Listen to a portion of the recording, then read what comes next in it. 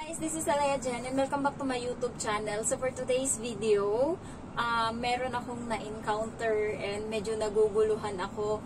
And yung madam ko kasi, may kapatid siya na babae na may katulong na Pilipina din. So nung una kaming nag-meet, kinuha ko yung Facebook niya, nag-chat kami doon. Kasi syempre nagtatanong ako kung ano yung ugali ng amo ko, ganyan-ganyan. Kasi siya, ano na siya noon, 14 months. So, sa kanya ako nagtatanong. And then, ngayon nga, ano na siya. So, magwa 1 year na ako siya. Finish na siya sa contract niya. Nag-renew siya uli. Siguro mga ano na siya ngayon, mga 34 months, ganon. So, nakalimutan ko. Pero, tapos na siya sa first contract niya. So, baka siguro 26 months na siya. So, ang nangyari ngayon guys is hindi siya umuwi nung gabi.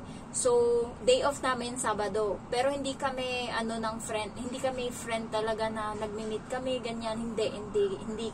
Magkaiba kami ng circle of friend. Kasi siya Ilocano and ako Ilonggo. So, more on Ilonggo yung mga kasama ko.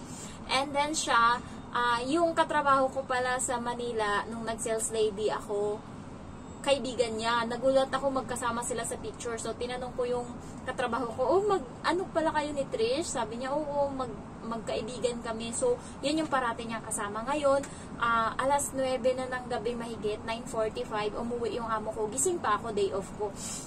Nagsi-cellphone lang ako, and then naririnig ko yung amo kong babae tsaka yung lalaki is nagtatalo ba, naririnig ko yung pangalan ko, parang gusto ng amo kong babae na i-chat ako or katukin ako dito, parang ganun, basta gusto niya akong tawagin or ano, tapos pinipigilan siya ng amo kong lalaki. Naririnig ko, Jen, tawag kasi nila Jen, pero pag sila nagsalita may Jen. So, Jen, gumanon. Tapos parang pinipigilan niya, so nanahimik sila maya-maya. Pero naririnig ko, mga 3 beses kong narinig na, yun nga, parang nandito lang sila sa may pinto, kumalapit, and then nag-uusap sila. So, kasi nga, ang curfew nitong kaibigan ko, or ng Pilipina, ng helper ng kapatid, is, 8. Tapos humirit daw siya 8:30. So 8 yung curfew niya. Ako yung curfew ko, sabi ng amo ko sa akin, yung helper niya daw dati is 7 daw umuwi na. Sabi ko naman sa amo ko nung bago ako, huwag kang mag-alala ma'am kasi hindi ako uuwi ng 7, baka nga alas 4 nandito na ako. So pinapanindigan ko yan. Hindi, nalilate ako, pinaka-late ko na is 7:30 na uwi. Yun yung nagmakaw kami. And nagpaalam ako sa amo ko noon na baka alas 10 ako makauwi kasi nga nagmakaw ako. Mayag naman, basta magpaalam ka lang ng maayos. And then next is nung nag-Big Buddha kami nung Chinese New Year, and nakauwi ako is 7:20, ganun din. And nagpaalam din ako, pinakita ko sa kanya yung picture na mahaba yung pila sa bus. Sabi niya galing din kami dyan, kaso kami nag-cable car. So mayag naman, basta as long as hindi yung parati kong inaabuso ba, basta pag nagpapaalam ako. Pero mostly, alam ng amo ko, umuwi ako alas 4, alas 5, alas 6, mainit na yung ulo ko pag alas 6 ako nakakauwi. Parang feeling ko, late na ako umuwi. So, always talaga alas 3, alas 4, alas 2, yan, mga ganyan lang ako umuwi dati. Tapos ngayon, nagbago na yung routine ko. Natutulog na ako pagkatas ko mag-init ng tubig.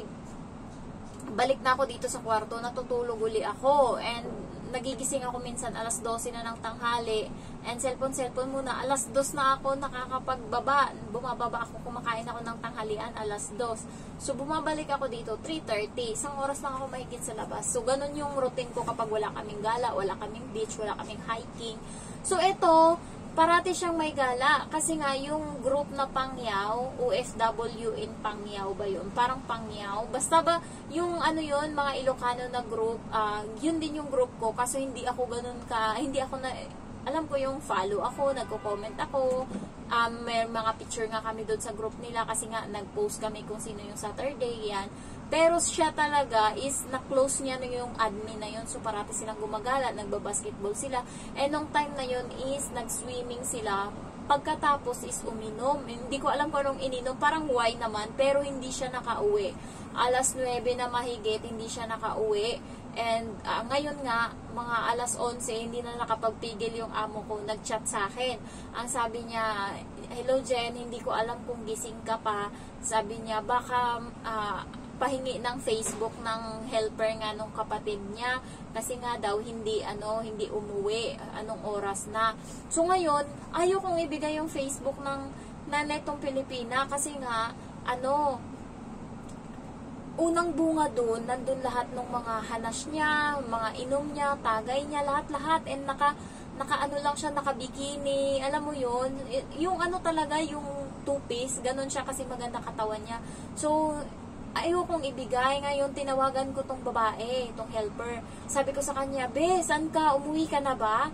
Kasi, ni-screenshot ko yung sinabi ng amo ko, sinend ko sa kanya. Hinihingi nila yung Facebook mo. Siyempre, nasa gitna ako alanganin. Ayoko siyang ilaglag. Kasi nga, puro inom talaga yung nasa wall niya, ng post niya about inom niya, nung araw na yon. So, sabi ko, anong gagawin ko? Sabi ko ganun. Sabi niya, wait lang, i-private ko lang yung yung mga picture niya, and then magla-lock profile daw siya. Kasi nga, hindi siya makontak ng amo niya. Hindi daw siya matawagan sa WhatsApp. Hindi ko alam kung bakit. So, ngayon, hinahalongkat yung Facebook niya, kukunin sa akin. Alam kasi netong amo ko na magkaanuhan kami sa Facebook. Ayan, kahit nga yung isang helper, so alam. So, hiningi sa akin. So, ngayon, hindi ko muna nireplyan, siguro mga isang oras mahigit. Pinapaayos ko sa kanya yung Facebook niya, hindi niya magawa, hindi niya malak yung profile. So ngayon, ang isang choice namin is yung isa niyang account, yung yung hindi niya main account. So yun, binigay namin, pero nagtalo kami ng ng boyfriend ko kasi nga ang sabi niya, ibigay mo na kung ano yung tama, gawin mo, sabi niya ganun. Kasi nga sabi niya, pag ikaw nagkaroon ng helper, maiintindihan mo yung pakiramdam na ganyan. Dapat doon ka sa tama kasi nag-aalala sila. 12:00 na kasi yun, guys. Hindi talaga siya umuwi. And tinanong ko siya kung bakit hindi siya nakauwi. Ang sabi niya is lasing na lasing siya. Hindi niya daw kayang umuwi. So, hindi ko alam kung Basta, ang ginawa ko, pinaayos ko sa kanya yung Facebook niya. Sabi ko, ayusin mo, anuhin mo. Kasi nga, ibibigay ko sa amo ko. So, yung yung second account niya yung binigay ko, and pinangtanggal niya yung mga picture niya doon na mga nakahubad siya. So, ayun, binigay ko sa amo ko. Sabi ko lang, sorry ma'am, nakatulog ako. Sabi ko, ito yung Facebook niya. Tapos, sabi agad ako, good night ma'am. Gumanon lang ako, para kunwari, naantok talaga. So, ayun, nung magka-chat kami nito, sabi niya sa akin na, hindi ko alam, basta hindi ako nagtanong kung nakauwi na siya. Nung umaga, tinanong ko yung amo ko. Sabi ko, ma'am, kamusta yung helper? Sabi niya, umuwi, umaga na. Sabi gano'n ng amo ko. Sabi ko, bakit daw? Sabi niya, lasing, hindi daw siya makauwi kasi lasing. At least sinabi niya yung totoo sa amo niya na hindi siya makauwi kasi nalasing siya, hindi niya kayang umuwi.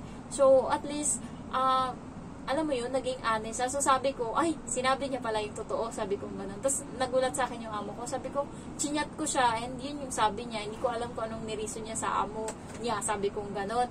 And then, sabi ko ngayon sa babae, kamusta nung sinabi mo? Sabi niya, hindi naman nila ako tinerminate. Tinakot ko kasi siya nung gabi. Sabi ko, ba't di ka umuwi? Mati-terminate ka niyan. Sabi niya, okay lang kung i-terminate ako. Pagod na din naman ako. Sabi niya gano'n. So, pagod na siya kasi sa umaga, day off niya, hindi siya makakalabas ng umaga kung gusto niyang umalis. 9:00 dapat ng umaga, yun na yung pinakamaaga niya na alis ng bahay. Hindi katulad sa akin na anytime, kung 5:00 ko gustong umalis ng bahay, basta pumatak na ng Sabado, okay na yan sa amo ko. So sa kanya hindi ganun, dapat 9:00 pa siya makakaalis ng bahay. Maaga na daw yun. And uwi niya is 8:30, and kulang na kulang daw sa kanya yung buong araw. Siguro wala na itong naiipon kasi magastos sila, nagbabar sila, nagbi-beach. Basta ang dami niyang hanash, and yung niya, yung bahay nila is North Point. Pumupunta pa siya ng Yunlong. So ang mahal nun, Yunlong, dulo na yun. So kung aanuhin mo, mga nasa siguro yung pamasahe is ang mahal, 27, parang ganun.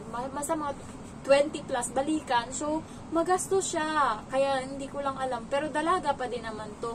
Pero, nangihinayang lang ako sa pera na ginagastos niya. So, ayun, hindi naman daw siya tinerminate ng amo niya. Basta kasi, guys, may pakinabang ka sa kanila and wala silang ipapalit sa'yo. Hindi ka nila iti-terminate kahit salbahe ka.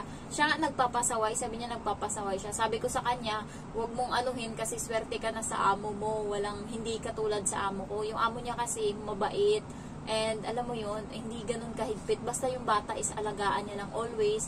And hindi siya pinapakailaman sa trabaho niya. Ako hindi rin naman. Pero yung amo ko kasi minsan, mas okay pa yung amo nito. Mas mabait yung amo nito. Alam mo ba yung amo nito is nakita kong nakahubad sa harap ko mismo.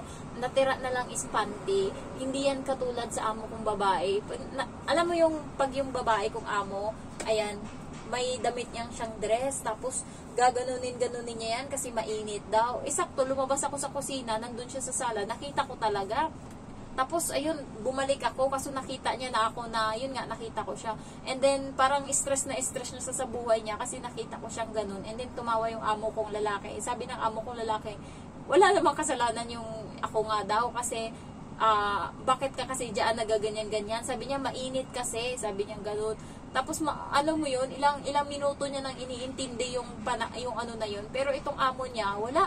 Doon mismo sa harap namin, naghubad to. Sa harap ko, tsaka harap ng bata. Kasi kumakain kami. Naghubad yan siya. Binaba niya lang basta-basta yung pantalon niya. Naghanap siya ng masusuot. And then yung amo kong lalaki, kumuha nung time na yun, nung balm, yung haplas ba. Nakita niya to. Nakita niya yung amo ng amo nitong helper na to na nakahubal doon, na nakaganon. Tapos tumakbo agad yung amo kong lalaki pabalik doon sa lugar kung saan siya nag-i-stay kasama yung amo ko tsaka yung matandang babae. Sabi niya, ayokong kunin doon, nakita ko si nakahubad. Di tumawa yung amo kong babae. And then yung matanda na babae, yung kumuha ng haplas doon. Kasi nga, pag ano ng amo kong lalaki, nakita niya talaga to na nakahubad. So, walang mali siya, mabait itong amo niya. Kaya sabi ko sa kanya, kasi sabi niya nagpapasaway daw siya para i-terminate. Sabi ko, mabait na yung amo mo, wala ka nang mahihiling dyan. Kung sa oras lang sa day off mo, yun lang yung problema mo. Nahigpitan daw siya. Parang unreasonable yung ano niya. Yung reason niya ba, sabing ganun, sabi ko sa kanya, mabait na, ayun na, sabi ko, and hindi ko lang alam kung ano niya. Pero alam ko, pag sinigi-sigi niya talaga to ng pasaway niya, for sure talaga, maano talaga siya, mati-terminate siya. Kasi sumusobra na din kapag paulit-ulit niya tong gagawin. Pero hanggang ngayon, pinapasensyahan pa siya ng amo niya. Pero sobrang bait ng amo niya. Pero kasi sila guys, pag alam mo yung napuno ba, mabait sila. Pero pag napuno, grabe din sila. Alam mo yung sabog talaga, ganun sila. So, wag niyang sagarin yung pasensya ng amo niya kasi mabait na yan siya ngayon, mabait. Sobrang bait ng amo niya. Wini-wish ko nga na sana yan na lang yung naging amo ko. Tapos yung bata, sobrang bait ng bata, hindi mo makikitang sumisigaw. Kaya yung alaga ko, sinigawan tong helper na to, sinabihan ng helper, ba't mo ako sinisigawan? Alaga ko nga, hindi ako sinisigawan eh. Sabing gano'n itong helper na to sa alaga ko. Kasi nga, salbahe talaga tong alaga ko na ko lang yung ugali. Pero yung alaga niya, wala kang masasabi. Pag naglalaro yan, kung ano yung nilaro niya, liligpitin niya yan pagkatapos, alam mo yung batas, alam mo yung nila, on hand talaga, madisiplina. Itong alaga ko, isang araw lang akong wala, pagbalik ko lahat, kalat na talaga, yung kulang yung kalahating araw para linisin ko lahat ng kinalat niya. Kaya yung iba guys, pinagtatapon ko na sa basurahan. Hindi ko na nilinis, hindi ko na pinagbabalik kung saan niya pinagkukuha. Nandun na sa basurahan isang plastic, kaya nagulat yung amo ko kung ang bilis ko daw matapos linisin yung mga kalat ng bata. Hindi nila alam, pinagtatapon ko. So, ayun lang, na-share ko lang. Alam nyo guys, yung terminate talaga, depende sa amo and depende sa pakinabang. Pag maganda or pag may pakinabang ka, hindi ka nila bibitawan kahit gaano ka pa kapasaway. Okay? Ganun lang. Kasi mahirap sila makahanap ng kapalit eh.